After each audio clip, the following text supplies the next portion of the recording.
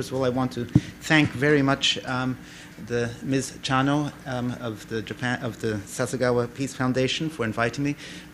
My former student, Aya Murata, I feel like it's a family reunion here, has also been helping organize this event. And of course, I've known Yamaguchi-san now for 20 years. It frightens us to admit this.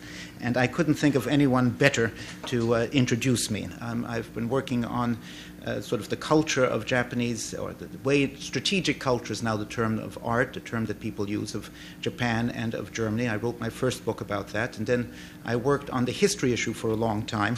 And this time I thought I would go back to my true love, intellectually speaking. I would go back to alliance management, studying of alliances. But I think it's possible to stand at this point and sort of do a state of the alliance analysis. That is, where are we standing in terms of the USJapanese Alliance? It wasn't very long ago that everyone was talking about how Japan and the USJapanese Alliance was in the best of times. I mean, we had, just a few years ago, we had the deployment of Japanese forces to the Indian Ocean to support the Operation Enduring Freedom. We had Japanese ground self-defense forces deployed to Iraq. Japan agreed to participate in a very expensive and ambitious ballistic missile defense program, and everyone said, things couldn't be better. Then only a few years later, it became the worst of times. Right? I mean, we had, of course, the ending of Japan's overseas operations, the canceling of the refueling mission in the Indian Ocean. We had the bogging down of the relocation plan over Futenma. We had, more recently, tensions rising, this frustration, shall we say, on the Japanese side about U.S. participation and willing to support it more strongly on the Senkaku dispute. And again, things seem to be going in the opposite direction. But I think that both of these views are exaggerated. Yeah? I think that when we were in the best of times mode, there was an exaggeration, an overestimation of how far the U.S. and Japan would be able to go. And likewise, I think that then this was followed quite quickly by overly pessimistic kind of view of things. I think that the U.S. and Japanese alliance is in pretty good shape. If you become just, ketsuron kara, just start from the conclusion. I mean, I think it's in pretty good shape, but I think that there's some very difficult challenges. You also have to take a look at deep-rooted ideas about the international system, which both countries have. And these ideas, in many ways, don't fit up together. There is a mismatch between the way Japanese and Americans tend to think about the alliance relationship.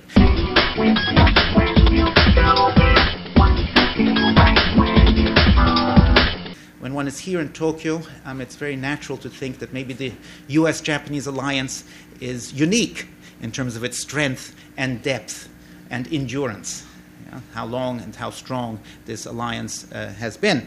But actually, if you take a look around the world, it's interesting to note that the US has created, in a way that is probably pretty unique, or unusual at least, historically speaking. The US has created a system of alliances around the globe with many countries, which has gone over for 60 years and includes much of Western Europe, parts of East Asia, and to a certain extent in the Middle East as well. So what has made for this, because if we're thinking about the US-Japanese alliance, what has made for this? What has allowed this particular system to come into being? And of course, part of the answer is US power. I mean, this system was created at a time the US was enormously powerful. If it hadn't been by the end of the 19th century, but it's okay. And if it weren't for the U.S. power, that system couldn't work at all.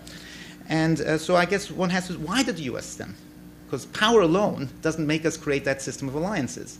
It has to do with both what the U.S. decided to do with that power and also the extent to which the Allies accepted that use of U.S. power. Why did the Allies agree or assent to the U.S. playing these kinds of roles, the role that it does? This is a subject which many Americans actually almost view as atarimae, self-evident. It doesn't need explanation. And I think it's important to understand that the U.S. at least does not see itself as being motivated by some kind of hakken shugi, some kind of hegemonism, which the Chinese often, by the way, accuse us of. Really, the United States approach, the way it views international security, came together as the result of particular lessons that the U.S. drew from the first half of the 20th century. What the U.S. is doing nowadays is actually in stark contrast to the traditional approach to foreign policy that the United States had. And at the end of World War II, there was a very deep, even before the end of World War II, there was a very deep, protracted debate in the United States about what we should do.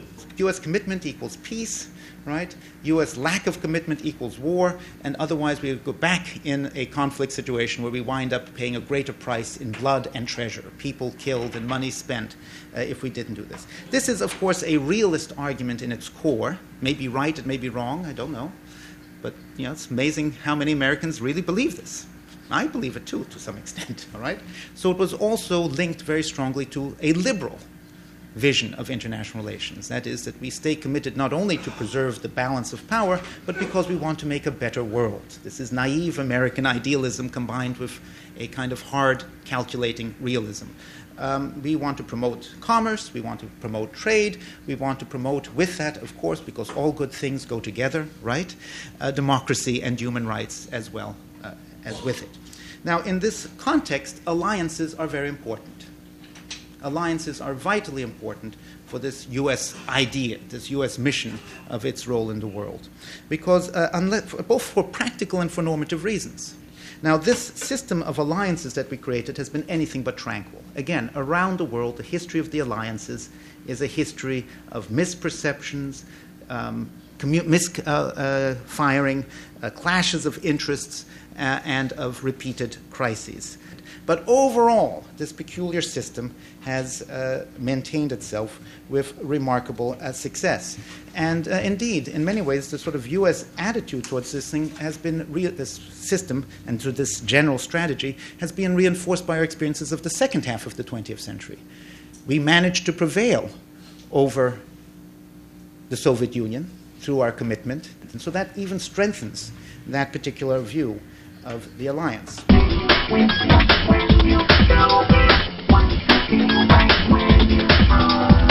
Well, certainly things have changed, but again, if you take a look at different measures, has the U.S. really become that weak? Probably not. And from a point of view of alliance, of course, you also want to look at military resources. The U.S. defense spending is enormously high. 2011 data shows that the U.S. spent 47% of the world's money on defense. I mean, extraordinary. And if you were going to add, by the way, the other countries who are U.S. allies, NATO members, Canada, Japan, we have U.S. and its allies spent about 70% last year. Now, so that's, the U.S. has an intention and it has a capability, but it cannot maintain an alliance by itself. Yeah, we're not going to occupy our allies. When they ask us to leave, we leave. So what about Japan, right? Takes two to tango, to use one of the American phrases.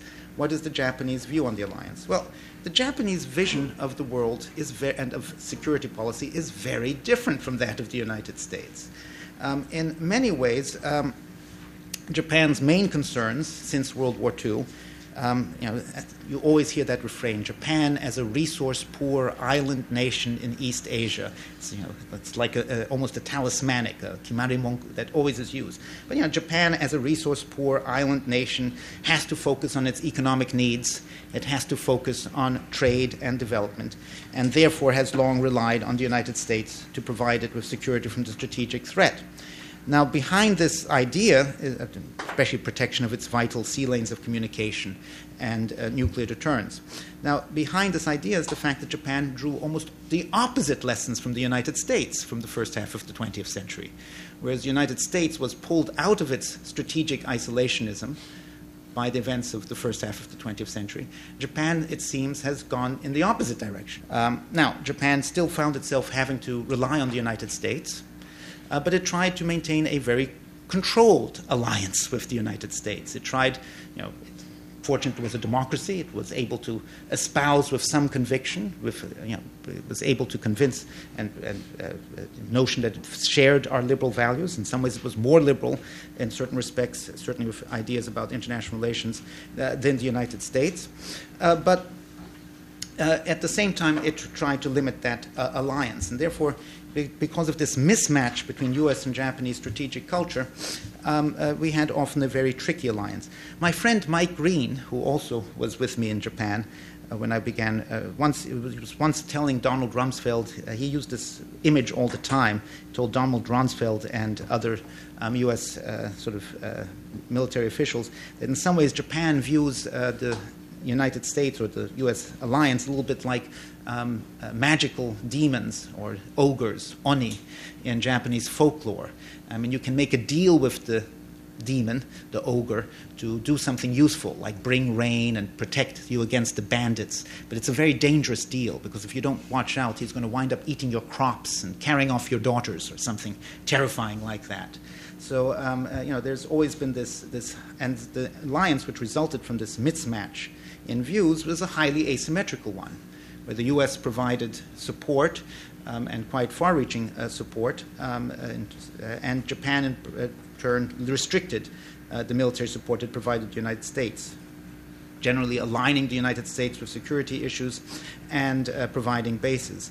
And there was a great deal of dissatisfaction, by the way, with this relationship. I mean, the U.S. all the time, perennially, complained about how the Japanese aren't living up to their obligations, burden-sharing debate. The Japanese, both on the left and the right, many complained about the lack of shutaisei, the loss of independence in foreign policy, and the negative effect that it has upon the nation in terms of its policies and its sense of self, national pride. This relationship, this difficult relationship, dosho imu, sleeping in the same bed but having different dreams, was very effective and was very adaptable.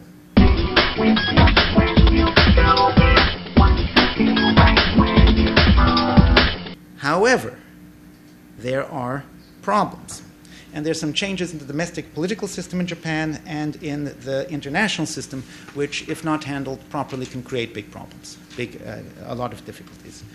The first on the domestic political front is that Japanese policy-making process has changed from what it was when I first came to Japan and what it was even, I would say, 15 years ago. That system is broken down. And as a result, we see public opinion intervening on the Japanese policy agenda a lot more than it used to, in often difficult and unpredictable ways. So, on one hand, Japan is looking towards the United States much more, again, as a friend because of the current situations. On the other hand, from the American point of view, Japan is a little bit more of a volatile, a difficult, an unpredictable partner than we're used to. And actually, I do think that both on the American side, on the Japanese side, we still sometimes sort of instinctively want to go back to the old system and hope that we can somehow manage things like Futenma on the side through side agreements. That may be more difficult to do than was true in the past, given this change. A second development in Japan, and one that I think is often misinterpreted abroad, but it's nonetheless an important development, is the emergence of what I would call a reactive nationalism. It's more urban, it is more literate, lots of it is on the internet, which I think reflects not a kind of expansionist agenda, but a kind of frustration with Japan's situation, a feeling that Japan is declining, a feeling that Japan is being pushed around and not taken seriously by other countries, and it is a kind of reactive nationalism. Now, in terms of the international system, of course, the big change is the rise of China. There's the rise of China and also the emergence of new points of friction with China, especially, of course, Senkaku Islands. I mean, this has now become the center point of Japanese defense policy. Now, another problem which is related to this, but which I think is important to mention, is that we have had a rise of tensions over history issues. The Rekshi Ninshiki Mondai, or the history problem. This overlaps with what I'm talking about, but it's separable as well. And the tensions over the legacies of the imperial era in Japan has disrupted relations over and over again. It hasn't broken them down, but has disrupted and created problems in the relationship, not only with China, but also with the Republic of Korea, which should be Japan's natural ally. And again, objectively speaking, right, these are two countries which should be cooperating.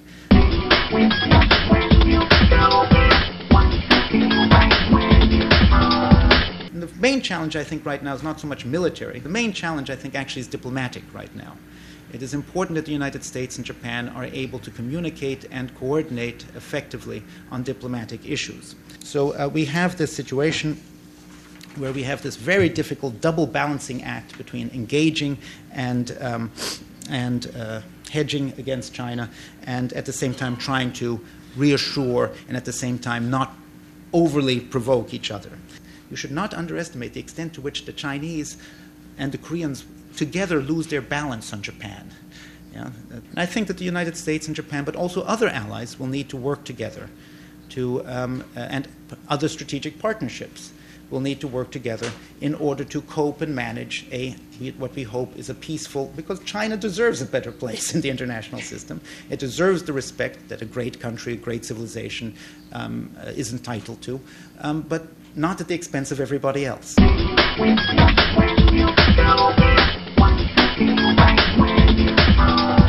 It's an excellent question, and it's one that is worth debating, and it's one I should think about more. So let me not pretend that I have a clear, hard, and fast answer or even, suggestion for this.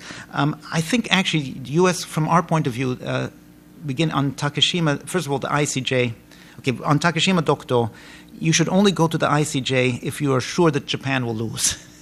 It would be a disaster if Japan went to Takeshima Dokdo and you won, right? I mean, it really would not be in Japan's national interest to do that, because it'll just totally enrage the Koreans. And it really, I mean, I think you're best shelving the issue on the sovereignty issue and finding ways of reframing Takeshima Dokdo. And I think there's some readiness in Korea, in some quarters, to think about other ways of managing the Takeshima Dokdo issue than it has been managed in the past.